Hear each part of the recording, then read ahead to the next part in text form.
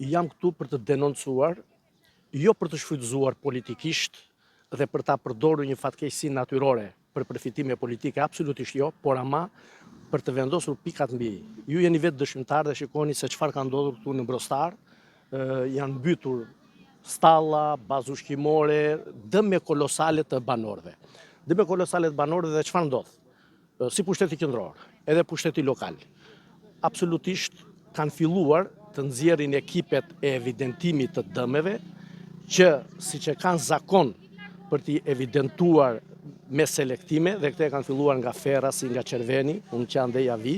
Këtu akoma nuk po interesohet njeri fare se kush do vi apo çfarë dëmesh kanë ndodhur, që dëmet janë kolosale. Ja një zonjë po denonson dhe që parë tu, babai i saj për pak është mbytur bashkë me lopën, këtu brenda në këtë liçen të krijuar artificialisht. Patjetër qeveria dhe kryeministri nuk duhet gënjejnë banorët.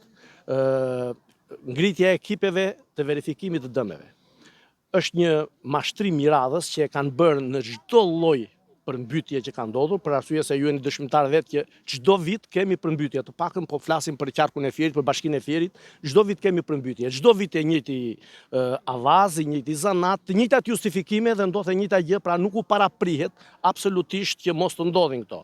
Dhe ekipet e verifikimit të dëmeve janë ekipe klienteliste, ekipe nga bashkia që më shumë verifikojnë militantët e tyre, njerëzit e tyre dhe bëjnë dhe selektime. Opozita, Partia Demokratike do ta ndjeki me vëmendje këtë proces. Unë jam këtu bashkë me kryetarin e Partisë Demokratike Degafier, që është dhe antar i Këshillit Bashkiak në Fier, ku do të interesohemi tek Këshilli Bashkiak për të pasur një transparencë tek evidentimi i dëmeve, por në qoftë se nuk shpallet gjendja e fatkeqësisë natyrore, që kryeministri nuk e shpall në mënyrë të qëllimt, ajo është thembra e akilit. Nëse shpallet gjendja e fatkeqësisë natyrore, atëherë me ligj janë të detyruar të bëjnë një dëmshpërblim 100% të gjithë banorëve, edhe për banesat e tyre, dhe për orendit shtëpiake, edhe për bazën ushqimore, edhe për bagtitat ku ka humbje dhe për çdo gjë tjetër. Parë në këtë këndvështrim, pra kemi përsëri një propagandë, kemi përsëri një mashtrim dhe absolutisht presin që të vi përmbytja e radhës, të zëj dhe të shuaj përmbytjen paraardhëse. Duke qenë se dëmet janë kolosale jo vetëm në qarkun e Fierit, por në mbar vendin, pse mendoni se nuk shpallet gjendja e jashtëzakonshme? Ka vetëm një arsye. Kryeministri nuk do të harxhoj para për qytetarët, kryeministrit parat i duhen për t'i vjedhur vetë, për të bërë koncesione, për të bërë tendera, dhe ne tashmë nuk është koha për të bërë verifikimin dhe për të bërë të gjitha ato, të themi gjitha ato që shkelje dhe abuzime të vjedhjeve që ka nëpërmjet tenderave, koncesioneve dhe aferave korruptive të kësaj qeverie. Keni komunikuar me kryetarin e bashkisë gjatë ditës sotme për faktin që nuk kanë ndërhyrë asnjë ekip emergjencë këtu në këtë zonë?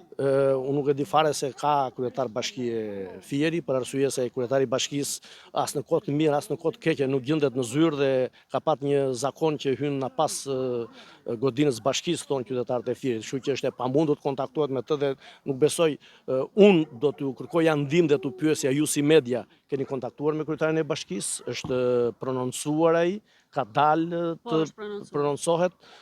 Ju mund të kishit një informacion të tillë, nuk kam parë njeri që të dali, përveç se thonë që është ngritur një ekip për verifikimin e dëmeve, por nuk e di se çfarë dhe ku janë. Ka qenë së bashku këtu sot?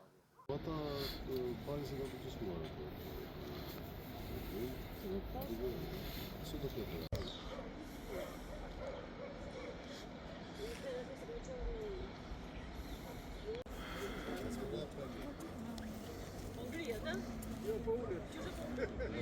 bën ngritje, nuk bën ulje. Si. Ata pare se ka protestuar. Sot do të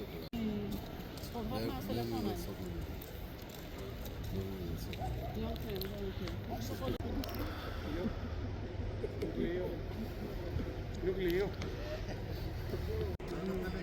Vjen në qikë qupin brava të atajshma, vjeta veshë të njëna.